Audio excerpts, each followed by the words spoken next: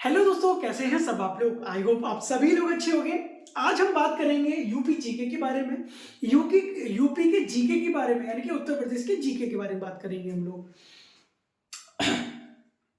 नमस्कार दोस्तों, कैसे हैं सब आप लोग। आई होप आप सभी लोग अच्छे होंगे। आज हम बात करेंगे यूपी के जीके के बारे में।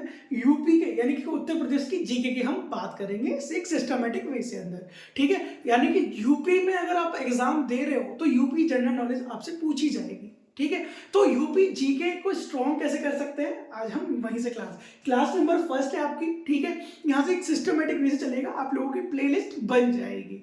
आज हम कहाँ से स्टार्ट करेंगे, आज हम बात करेंगे उत्तर प्रदेश का सामान्य परिचय। ठीक है, और जनरल इंट्रोडक्शन ऑफ यूपी। आज हम बात करेंगे जनरल इंट्रोडक्शन ऑफ यूपी की। ठीक है, आपको धीरे धीरे सारी चीजें यूपी के बारे में पता चल जाएंगी। ठीक है, तो सबसे पहली चीज देखो, एक चीज बता दूं आपको। सबसे पहले है ना, जब हमारे ब्रिटिश राज था तो हमारे पूरे इंडिया के अंदर कितनी प्रेसिडेंसी थी, 3 प्रेसिडेंसी थी। कितनी प्रेसिडेंसी थी, 3 प्रेसिडेंसी थी। कौन कौन सी थी, बंगाल प्रेसिडेंसी, मद्रास प्रेसिडेंसी और बंबई प्रेसिडेंसी। यानी कि आज का मुंबई और पहले बंबई बोलते थे इसको। ठीक है, तो कितनी प्रेसिडेंसी थी, 3 प्रेसिडेंसी थी। हमारा उत्तर प्रदेश कौन सी प्रेसिडेंसी के अंदर आता था, तो बंगाल की प्रेसिडेंसी के अंदर हमारा उत्तर प्रदेश आता था। ये बात आप नोट कर लीजिएगा।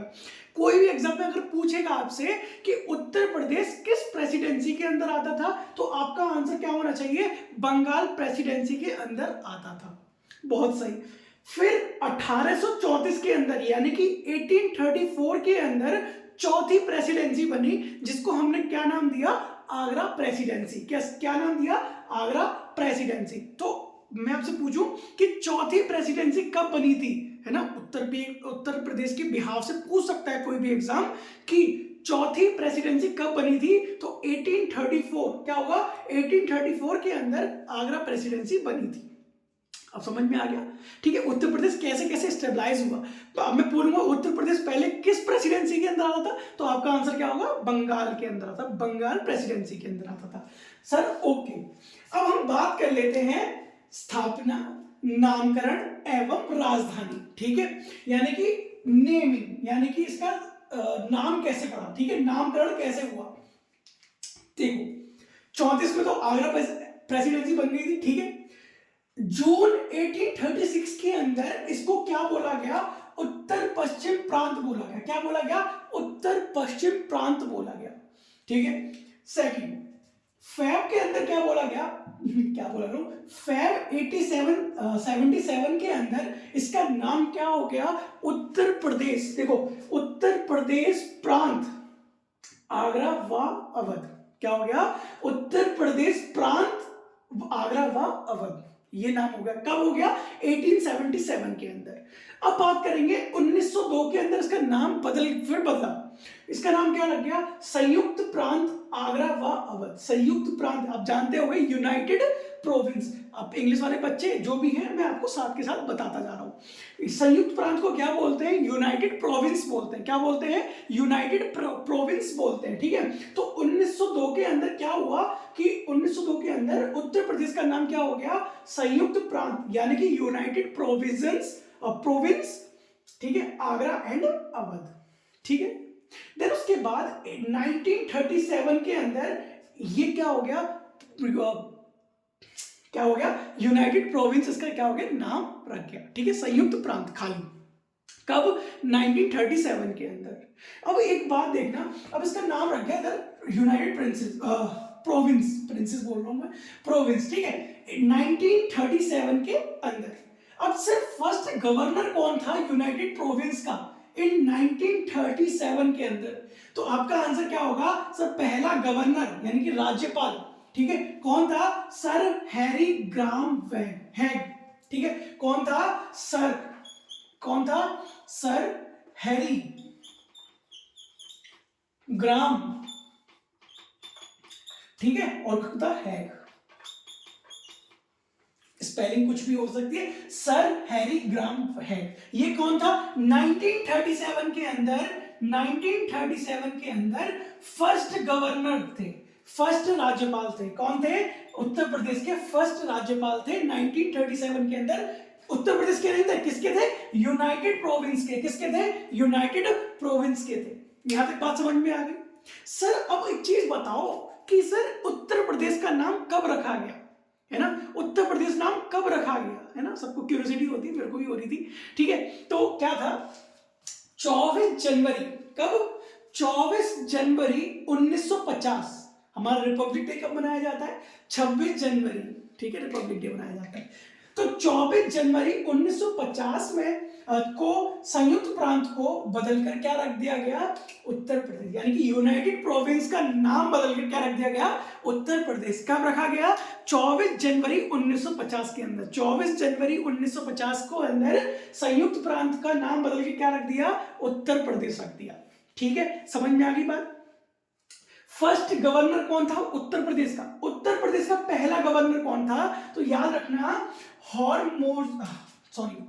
हॉर्मुसजी फिरोज शाह मोदी। आपको याद रखना है, फिरोज शाह मोदी। ठीक है, अब कुछ लोग पता क्या बोलेंगे इसके अंदर कि सरोजनी नायडू थी, है ना, पहली गवर्नर। तो 1950 के अंदर संयुक्त प्रांत का नाम बदल के उत्तर प्रदेश रख दिया गया था। तो उसका पहला गवर्नर थे कौन थे? फिरोज शाह मोदी थे। कौन थे? फिरोज शाह मोदी थे। अब आपको समझ में आ गई कि स्थापना दिवस कब मनाया जाता है? उत्तर प्रदेश का स्थापना दिवस 24 जनवरी को मनाया जाता है। और 24 जनवरी 1950 को क्या हुआ था? संयुक्त प्रांत को नाम बदल के क्या रख दिया गया? उत्तर प्रदेश रख दिया। ठीक है, कोई दिक्कत कोई परेशानी? चलो आगे बढ़ते हैं। हाँ देखो, हमने जो सेलिब्रेशन बनाया है ना, फाउंडेशन डे का सेलिब्रेशन कब मनाना स्टार्ट करा था हमने?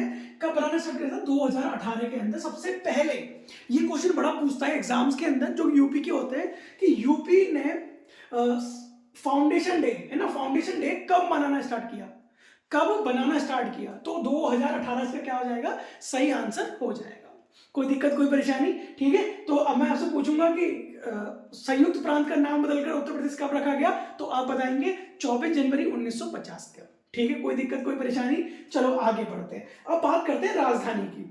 अब सर लखनऊ राजधानी है अभी, उत्तर प्रदेश की राजधानी क्या है? लखनऊ।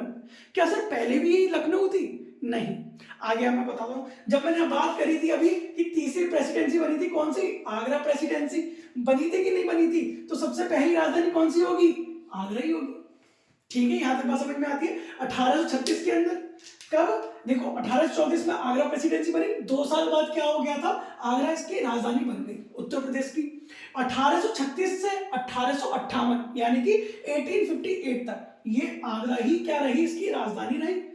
ठीक है, प्रयागराज जो उनकी इलाहाबाद जैसे कहते थे पहले, अब नाम क्या बदल गया उसका? प्रयागराज हो गया है। क्या हो गया है? प्रयागराज हो गया है, जो कि 1858 से लेकर 1921 तक क्या हुआ? प्रयागराज रखा गया। क्या रखा गया? प्रयागराज इसकी राजधानी रही थी। अब सर 2 बार लखनऊ लखनऊ लिख रहा है सर, इसका क्या मतलब है? देखो 1921 से लेके 1935 तक आंशिक का मतलब होता है टेम्पररी क्या रख दिया गया इसका कि राजधानी। ठीक है, सबसे पहले आगरा कब हुई थी? 1838 से लेके 1858 तक, 1858 से लेके 1921 तक, 1921 से लेके कब तक जाएगा? 1935 तक, जो कि कैसी थी? टेम्परेरी थी। फिर 1935 से अब तक ये परमानेंट हमारी क्या बन गई है? लखनऊ राजधानी बन गई है। आगरा, इलाहाबाद, लखनऊ। दिक्कत कोई परेशानी? तो ऐसे थी हमारी क्या राजधानी, ऐसे बदली। किसकी? उत्तर प्रदेश की। ठीक है, कोई दिक्कत? चलो आगे बढ़ते हैं हम लोग। अब हम बात करते हैं ज्योग्राफिकल फीचर्स की। किसकी बात करते हैं? ज्योग्राफिकल फीचर्स की बात करते हैं। भारत का क्षेत्रफल क्या है, यानी कि इंडिया का एरिया क्या है? इंडिया जो ऐसी हमारी प्यारी इंडिया है, वो कैसे देख, इसका एरिया क्या है? टोटल एरिया क्या है इसका? इसका टोटल एरिया है 32,000, यानी कि 32 लाख 87,263 स्क्वायर किलोमीटर। ये इंडिया की टोटल एरिया है। ये क्या है? इंडिया का टोटल एरिया। अब इंडिया के अंदर ही तो उत्तर प्रदेश आता है, तो इंडिया के अंदर ही क्या आता है, उत्तर प्रदेश आता है। अब इसका एरिया क्या होगा सर, इंडिया का एरिया तो इतना है, ठीक है। अब यूपी का एरिया कितना होगा सर, यूपी का एरिया कितना होगा, 2,40,928 स्क्वायर किलोमीटर। कितना बोला सर आपने, 2,40,928 स्क्वायर किलोमीटर, पूरा उत्तर प्रदेश, ठीक है। पूरे उत्तर प्रदेश का एरिया कितना है, 2,40,928 स्क्वायर किलोमीटर। अब सर किसके अंदर गांव भी आते हैं, शहर भी आते हैं, जिसमें कि आप हैरान हो जाओगे कि ग्रामीण क्षेत्र ज्यादा है उत्तर प्रदेश के अंदर, क्या है, ग्रामीण एरिया है, ठीक है। मैंने क्या बोला, गांव, ठीक है, और ये शहर हो गए, मैं यहां लिख देता हूं गांव, ये हो गया शहर।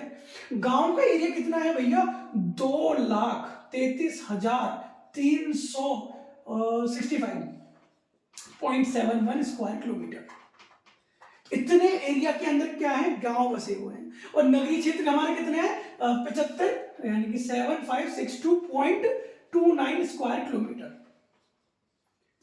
समझ में आ गए, यानी कि टोटल हमारा उत्तर प्रदेश का क्षेत्रफल यानी कि एरिया कितना है हमारा, 2,40,928 स्क्वायर किलोमीटर, जिसके अंदर ग्रामीण और शहर, ग्रामीण का ज्यादा है, 2,33,365.71 स्क्वायर किलोमीटर, और जिसमें कि शहर का एरिया यानी कि नगरीय क्षेत्र कितना है, 7,562 स्क्वायर किलोमीटर, ठीक है।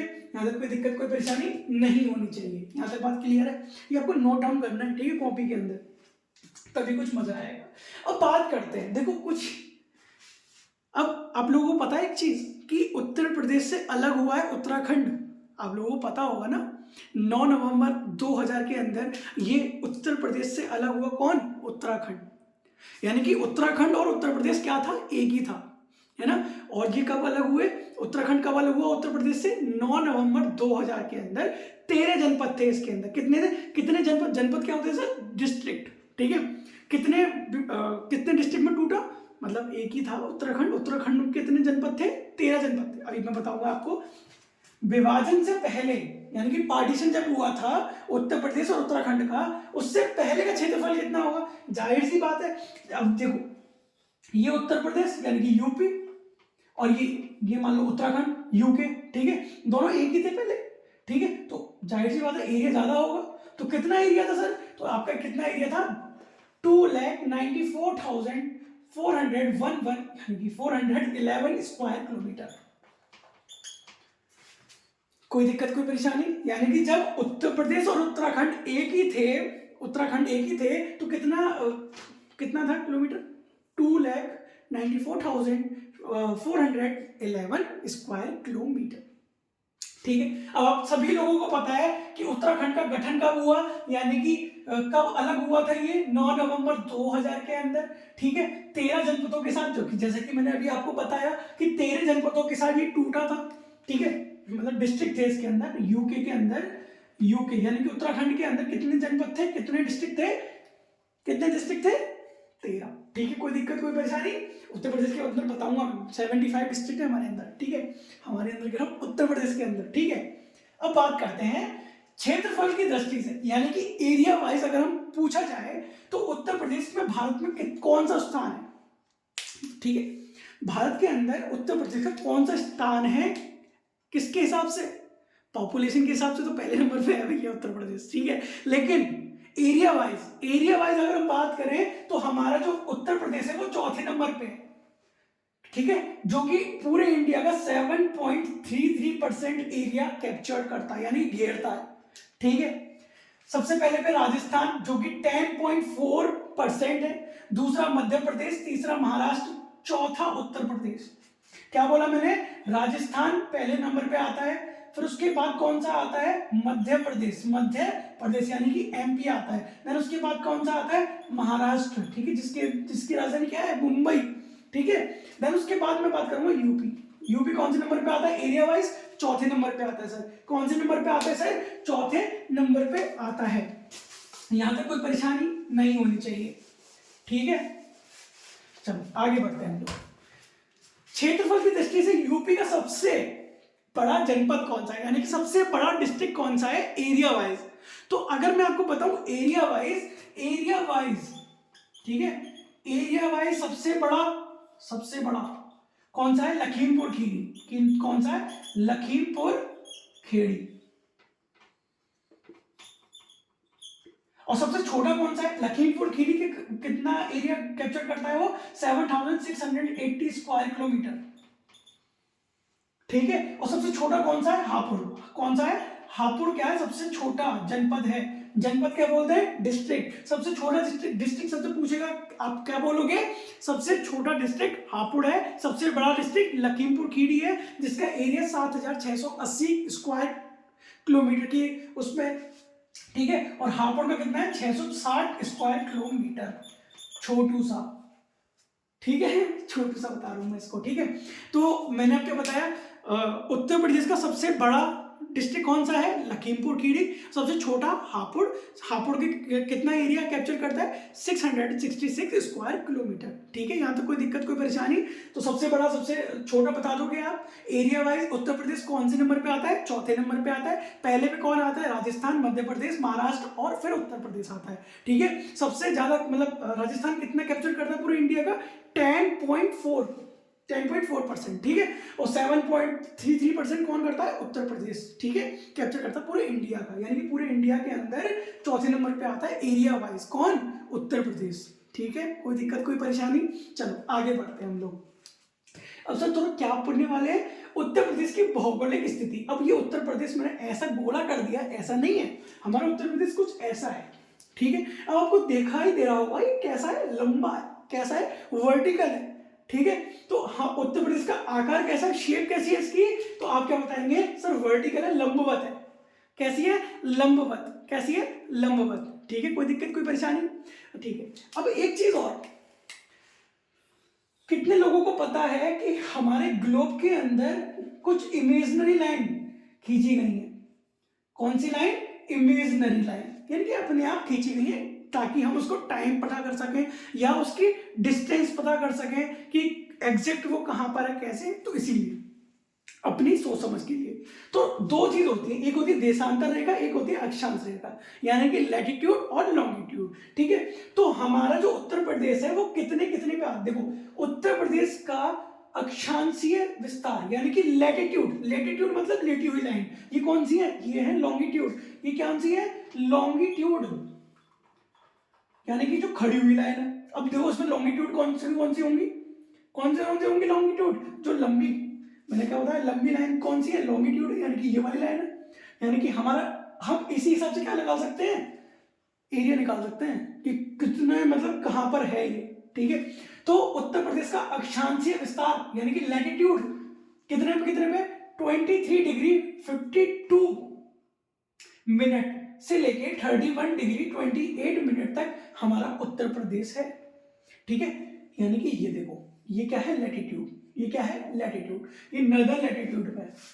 अब एक चीज बताओ, कोई दिक्कत नहीं है, ये डिस्टेंस है, ठीक है। मैंने बात करी, ये क्या हो गया, नॉर्थ, ये क्या हो गया, साउथ, ये क्या हो गया, ईस्ट, ये क्या हो गया, वेस्ट। हमारा कहां पड़ रहा है उत्तर प्रदेश, आप कहोगे सर नॉर्थ ईस्ट के अंदर पड़ रहा है कि नहीं पड़ रहा, ठीक है। तो यानी कि लैटिट्यूड जो लाइन होंगी, यानी कि जो लेटी हुई लाइन होंगी वो किस पे जाएंगी, नॉर्थ पे जाएंगी, ठीक है। नॉर्थ वाला पार्ट यूज करेंगे हम लोग, इसको क्या बोलेंगे, नॉर्थ वाला पार्ट बोलेंगे। और जो कैसी होंगी,